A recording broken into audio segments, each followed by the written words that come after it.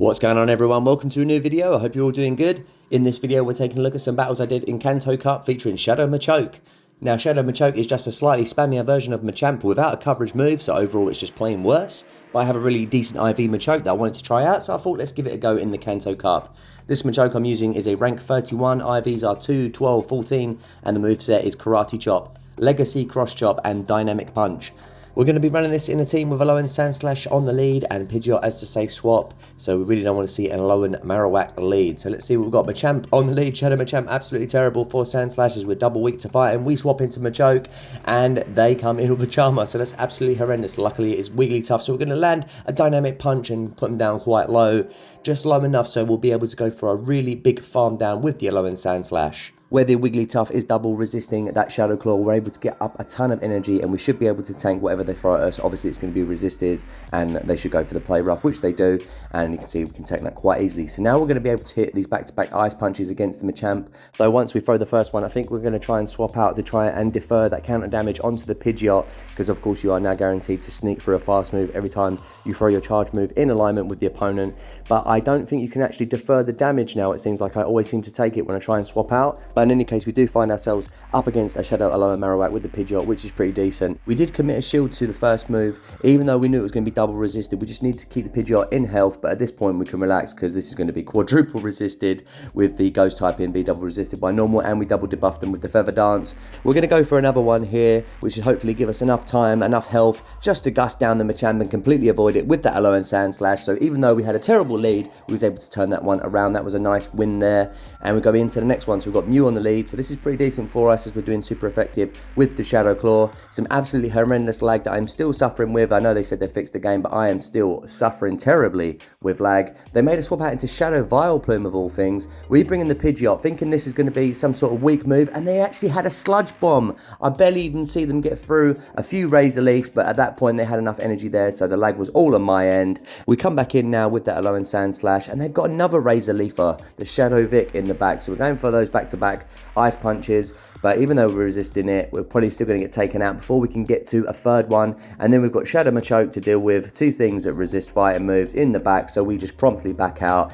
And I was royally pissed off with that one. Horrendous lag, completely destroying what would have been a certain victory there. We would have annihilated the Vileplume with the Pidgeot and maintained that alignment. So we should have probably won it, but we move on into the next one anyway, and we had a pretty decent lead with Hypno. My opponent made a swap out into Alolan Raticate, so of course we came in with that Shadow Machoke. Got really optimistic here, thinking we could farm them down with Karate Chops, but we were counting, and we knew this was a crunch. We were able to survive it, and now we've got some loaded energy to go against the Hypno. Even though these are resisted dynamic punches, we are Shadow, so they will add up, so we're able to hit these two back to back, and we should be getting them down into the yellow. We're going to bring back in the Alolan Sandslash, of course, and we're going to go straight for an Ice Punch here, see if we can get a shield out of them. This probably won't KO, but they do commit a shield, which is really, really nice. We've got respect to potential Shadow Ball, so we try and actually catch on the Pidgeot. They make an instant swap out into their Alolan Muck. Now we're probably going to shield this up regardless of what it is, but it is a Sludge Wave, so that was a good call, and we're definitely going to go for a Feather Dance now and look to lower their attack just to make the matchup a bit more comfortable.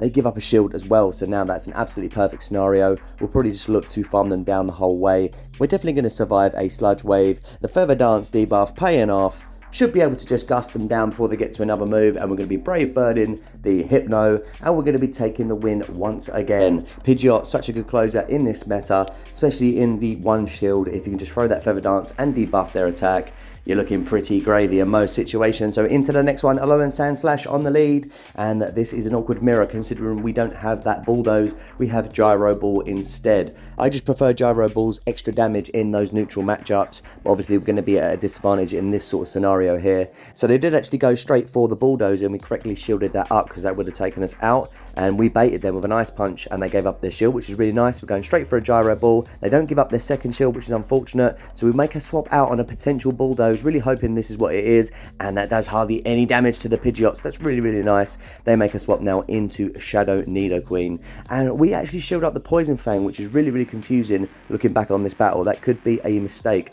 Not really sure what I was thinking at the time, but we're going to go for a Feather Dance now, and they just call that as well, so this is not looking good for us. We did the complete opposite of what we should have done. We should have actually just let the Poison Fang go through and thrown a Brave Bird against the Nidoqueen. So let's see what we're going to do here. We're going to bring in the Machoke. and get some extra farm because they're resisting the Karate Chop. But we're going to take some damage from this, even though it's double debuffed, it does an okay amount still, and they bring in Pidgeot, so we're going to have to go for a dynamic punch here, which is going to do a lot of neutral damage, but it's not going to be enough to KO, and we're doing absolutely no fast move damage with the Alolan Sand Slash here, and we've got no shields left. We do get the last shield out of them with an Ice Punch, but if they get up to a Brave Bird, which they're definitely at, they're going to take out the Sand Slash. They are double debuffed. Can we Karate Chop them down? Or they make a swap out, clear the debuff, so any hope of that happening is gone, and that's well played by my opponent there, absolutely making sure at the end clearing that debuff. GG's to them, that was a good one. Into the next one we roll, Nidoqueen on the lead, and I cannot tell you the amount of Nidoqueen leads I saw with Sand Slash. It was absolutely insane.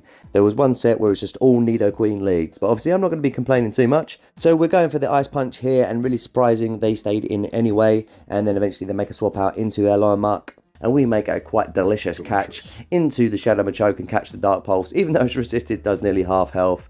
But we're just going to build up to a dynamic punch here, maybe take them by surprise, because you just get to it so quickly. This is going to do a lot of damage. Goodbye, Muck. Get out of the game, you fat shit. So in comes Nidoqueen, and then we're just going to go for a cross chop, and this will probably be taking this thing out. Do they want to keep it alive? They do want to keep it alive, so they're going to shield up the Nidoqueen, and we're going to go for another cross chop because we're just an absolute beast, generating energy so quickly. They give up both their shields, and I'm not really sure why they've done that, to be honest. I know they got some energy on the Nido, but was it worth giving up both the shields for that? So we come in with the Sand Slash, which is a mistake, really. We should have come in with Pidgeot. We know they're going to go Earth Power, and we actually thought we might be able to CMP tie and then win it there. But I think Sand Slash and Nidoqueen actually had the same attack, so not really sure why we took that risk, but it doesn't matter anyway. We've got two Pokemon to deal with their last Pokemon, which is a Grimer, and we're easily going to be able to do that. We've got some loaded energy on the Sand Slash, but the Machoke putting in loads of work in that battle, absolutely demolishing the Alolan Muck, and then getting two shields out of the Nidoqueen. But yeah, not really sure what the opponent was trying to do with the double shielding, but I think either way we still would have taken the win.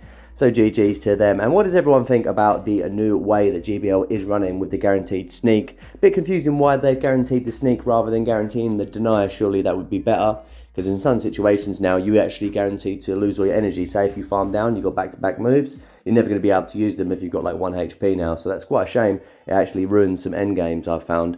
But yeah, I'm just glad that it's consistent at least. That's what we want. But I'm always going to moan, don't worry about that. So into this one, we've got Lapras, and we're going to be going straight Gyro Ball here. Not going to muck about with baiting, because that will be very risky if they let it go through. It's double resisted, so it'll do hardly any damage. We're able to survive 2 Surfs as we're double resisting the Ice typing as well. So we're just going to go for another Gyro Ball here, and they let it go through, which is really nice. So we won the swap quite comfortably. Let's see what comes in. It's actually a B-Drill.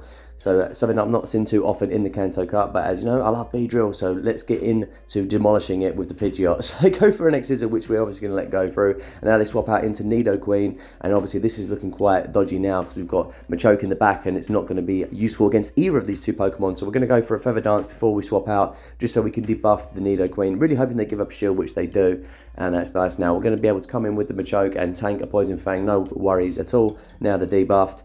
And we can put pressure on with cross chops, even though it's resisted. We're both Shadow, so this is going to do a lot of damage to them. And then they've still got that B-Drill in the back. So let's see what they do. They do let it go through. Unfortunately, it just isn't enough to take them out. And they're going to probably take us out now with a Poison Fang, are they?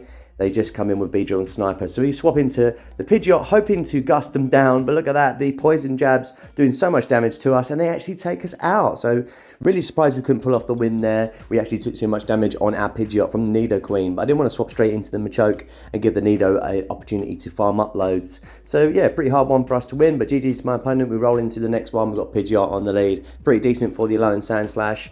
Surprising they're not swapping out here. We're going to respect the Brave Bird. Still going to do a lot of damage to us, and assuming they didn't have an answer to the Sand Slash, but they're bringing Licky Tongue now, so we're going to bring in that Pidgeot. This is a fairly comfortable matchup for the Pidgeot, considering we're double resisting those licks, and he's not even getting stabbed from it either.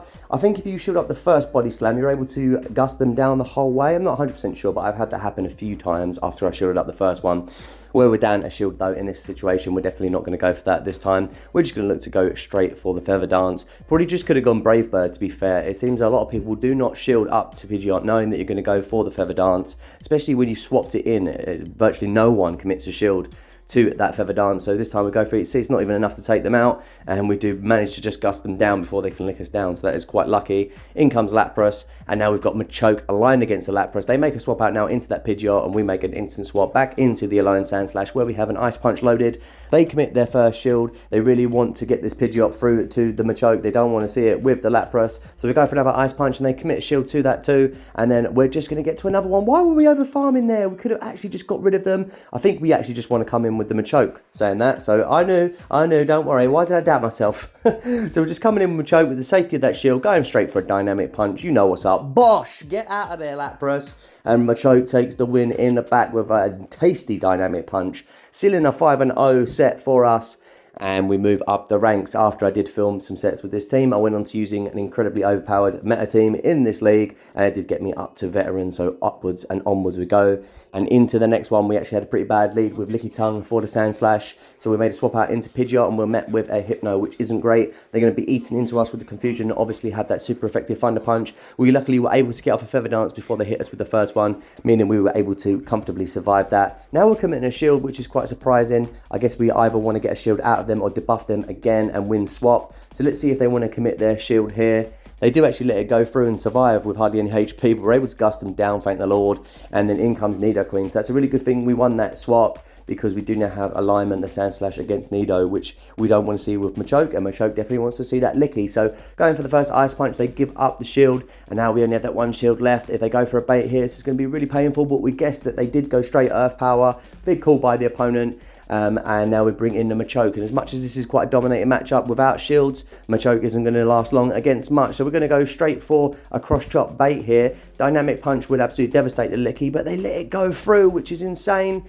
And at this point I'm thinking, you know what, it's best that we do go down, see if we can get some extra farm against the Licky, because obviously Body Slam and Power Whip are both going to be resisted, so we farm up as much energy as we possibly can.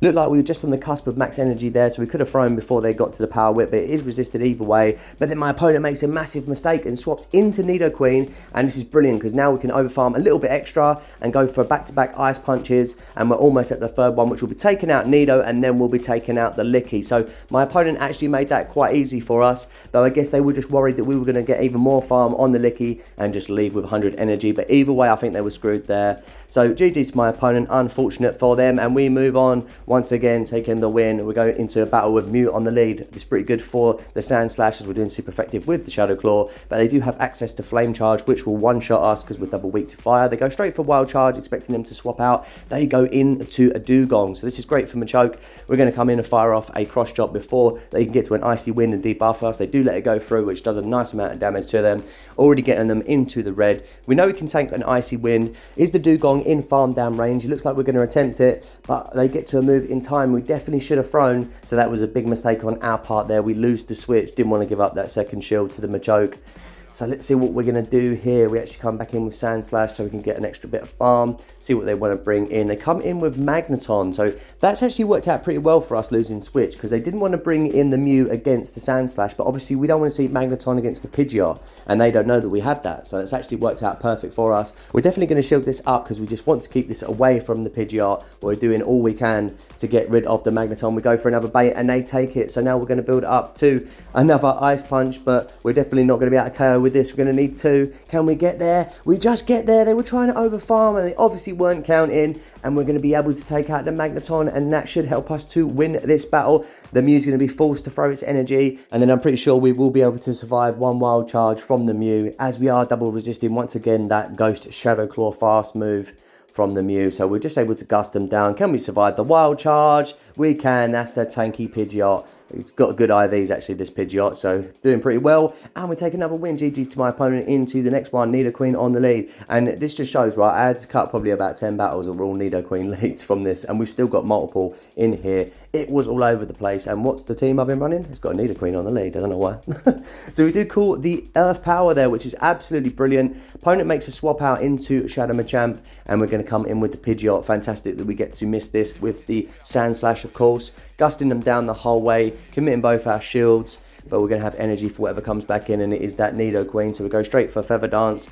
And are they going to shield this up? They do let it go. So once again, we should have just gone Brave Bird, shouldn't we? Nobody is shielding up the Feather Dance at the minute. So my opponent just going for Poison Fangs. Now they're double debuffed. We're able to survive that and threaten the Gust down, so they're forced to throw the energy. And they're putting all their faith into their last Pokemon. 2 Shields and a Dream against our 2 Pokemon. We come in with the Machoke, and it's actually a Charm Ninetales. So we're just going to go straight for a Cross Chop here and chip into them, and they give up a shield, which is perfect. We'll make the swap now into the Sand Slash and go for a very risky Ice Punch bait, which they take. And guess what? We've got Gyro Ball instead of Bulldoze, so this is going to be double super effective. Ooh, get out of here, Ninetales. The Ice type getting absolutely disintegrated by the Steel Rodent. Pretty tasty win there in a pretty crazy battle. So into the next one we go, another Lapras lead. So once again, as we've seen before, this is pretty decent for us, and I do like the way it pans out a bit better with just the Gyro Ball on there, and it does a little bit more damage. I don't think it makes any difference, but I just like the way it feels. So anyway, we're going to go straight for a Gyro Ball. They've hit us with 1 Surf. We know we can tank 2. Anticipating they might try and swap out. Now, whenever a Pokemon gets you down into that red, I'm always fearing that they're going to swap out, especially against something like the Alolan Sand Slash. Any counter user coming in now probably is going to just take us out in 1 hit, but they do stay in, which is nice, and we get off 2 Gyro Balls, and once again, in a Lapras lead, they don't shield up either of them. So not sure if they thought we were baiting or they just wanted to let the Lapras go down, but either way, we're going to take that swap, of course, and we're going to bring in a Pidgeot now against the Licky Tongue. And this occasion, we do have 2 shield advantage, so we're going to shield up that first Body Slam because we know we're going to be able to heavily debuff them before they get off any more damage. But they do actually get to another Body Slam before we get off the Feather Dance, so I don't know if that was a waste or not, but we did sneak through 1 Gust, so that does help us. From this range, we should be able to gust them down the whole way, I expect. Let's see how it pans out. Let's see how much a Body Slam does. Yeah, we're easily going to be able to take another 3 of them. So we're going to be able to gust them down the whole way and leave with back-to-back moves with the Pidgeot.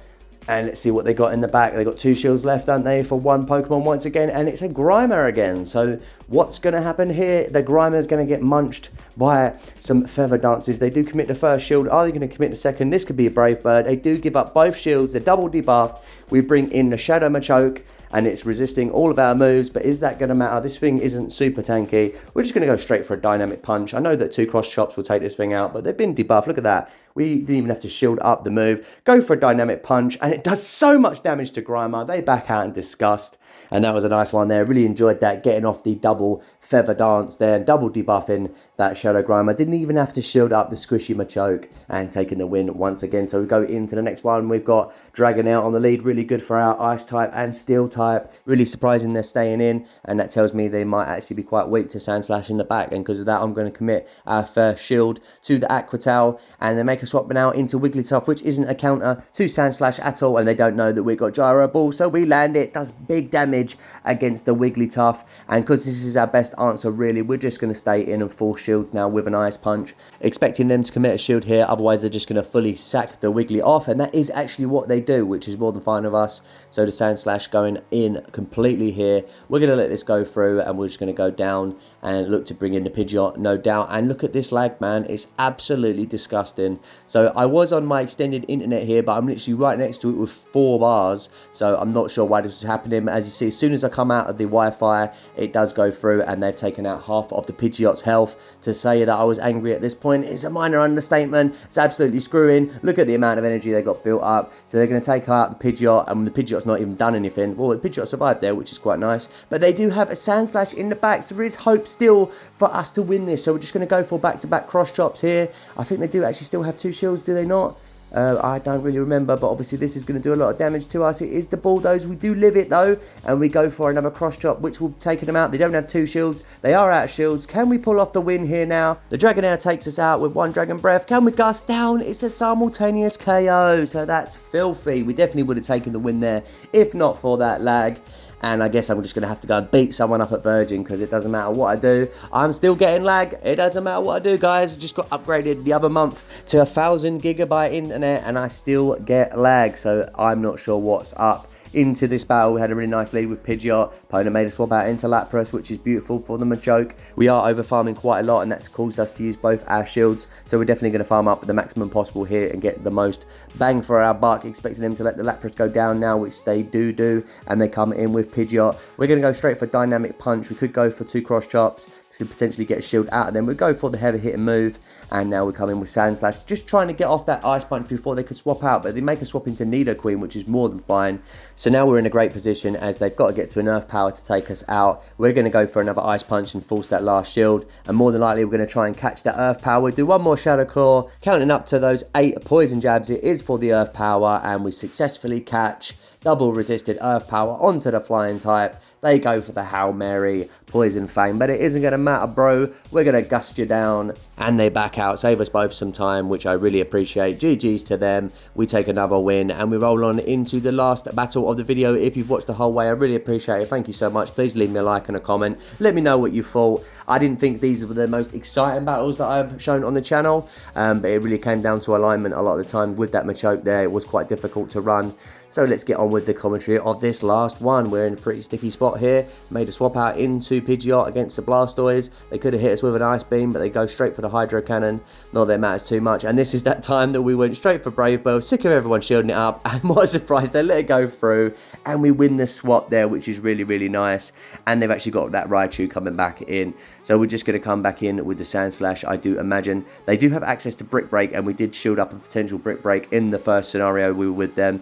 And it wasn't actually, it was a Thunder Punch, I believe. So we go for Ice Punch now, getting a shield out of them. We really don't want to see this with the Machoke, so I actually choose to commit another shield. Even though it is just a Thunder Punch, we probably could have lived that, but we've got a lot of energy on the Sand Slash here. They let that go through, which is fine. They got a Mute in the back, so we're going to go straight Gyro Ball here, which will do a decent amount of damage if it lands, and they do let it go through, so that's really, really nice. Make a swap out into Machoke. We want to save Sand Slash. The Machoke is basically useless at this point, but we're just going to do some extra chip with that Karate Chop damage. We realise it's actually pointless going for a charge move. We just go for the Karate Chop damage. We get them down so low, and can we fast move them down? Sand Slash comes in, true to his name, slashes everything out of the game, and that's another one done. Stay angry, trainers.